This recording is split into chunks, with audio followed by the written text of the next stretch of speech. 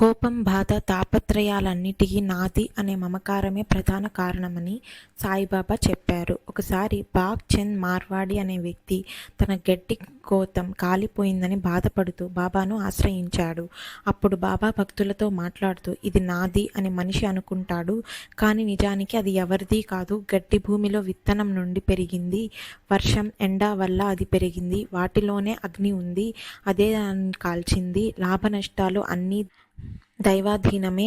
భగవంతుడు ఒక చేతితో ఇస్తాడు, మరో చేతితో తీసుకుంటాడు అని చెప్పారు. తర్వాత మార్వాడిని ఓదార్చుతూ, ఈ నష్టం తిరిగి సర్దుకుంటుంది, బాధపడవద్దు అని ధైర్యం చెప్పారు. దీని ద్వారా బాబా మమకారం వదిలితే బాధ తగ్గుతుంది అనే బోధ ఇచ్చారు. మనస్సు మరియు ఇంద్రియాలను ఎలా నియంత్రించుకోవాలో కూడా బాబా చెప్పారు. ఒకసారి ఇద్దరు ముస్లిం స్త్రీలు బురఖాలు ధరించి దర్శనానికి వచ్చారు. అప్పుడు నానా చందోర్కర్ బయటకు వెళ్ళబోతే, బాబా నీవు ఇక్కడే ఉండు అన్నారు. ఆ స్త్రీలు ముసుగులు తీసి బాబాను దర్శించారు. వారిలో ఒక యువతి అందాన్ని చూసి నానా మనసు కొంచెం చలించింది. వెంటనే బాబా అతని తలపై తట్టి బోధించారు, మనిషిగా ఉన్నంత వరకు ఇంద్రియాలు విషయాలపై ఆకర్షితమవుతాయి, కానీ మనం బాహ్య సౌందర్యాన్ని కాకుండా అందులో ఉన్న దైవ స్వరూపాన్ని చూడాలి.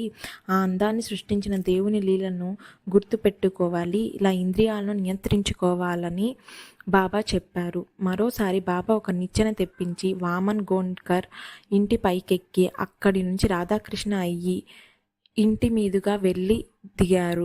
అప్పటికి ఆమెకు మలేరియా జ్వరం ఉండేది. బాబా ఇలా చేయడం వల్ల ఆమె రోగం తగ్గిందని భక్తులు భావించారు. తర్వాత బాబా నిచ్చెన తెచ్చిన వ్యక్తికి 2 రూపాయలు ఇచ్చారు.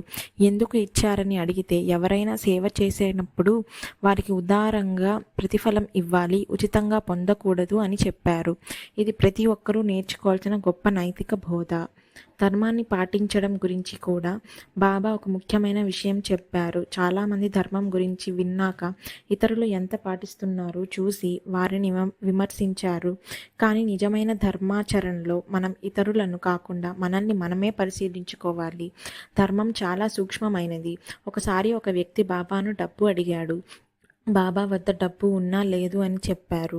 ఇది చూసి శ్యామ అడిగాడు, మీరు సత్యాన్ని పాటించే ఫకీరువే కదా, అయితే ఎందుకు అబద్ధం చెప్పారు అని. అప్పుడు బాబా శాంతంగా సమాధానం ఇచ్చారు, అతనికి డబ్బు ఇస్తే అది అతనికి మేలు కాదు, చెప్పినా అతను వినడు.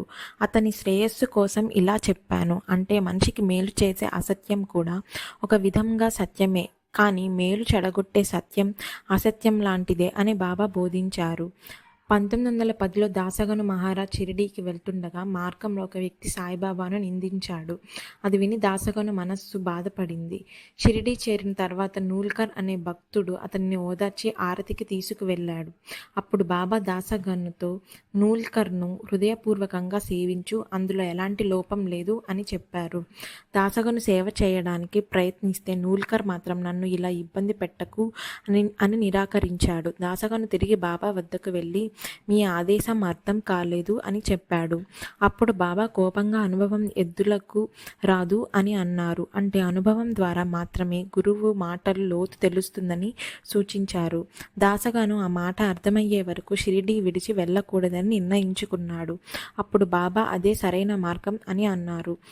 నిజానికి నూల్కర్ దాసగనుకు చాలా సహాయం చేసిన వ్యక్తి.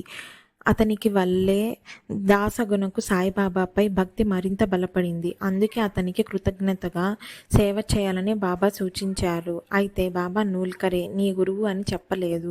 ఎవరు మనకు మేలు చేస్తారో వారికి కృతజ్ఞతతో ఉండటం ఎంత ముఖ్యమో బాబా ఈ లీల ద్వారా బోధించారు.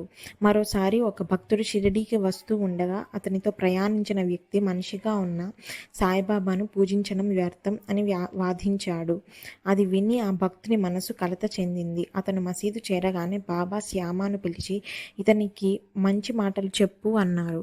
అప్పుడు శ్యామ అతనిని బయటకు తీసుకెళ్లి, ఇతరులు సాయిబాబా గురించి ఏమన్నా పట్టించుకోవద్దు, నీకు వచ్చిన అనుభవాన్ని నమ్ము అని చెప్పాడు. తర్వాత వారు మసీదులోకి వెళ్ళగానే బాబా శ్యామ చెప్పినట్లు నీవు చేస్తే నీకు మేలు జరుగుతుంది అని చెప్పారు.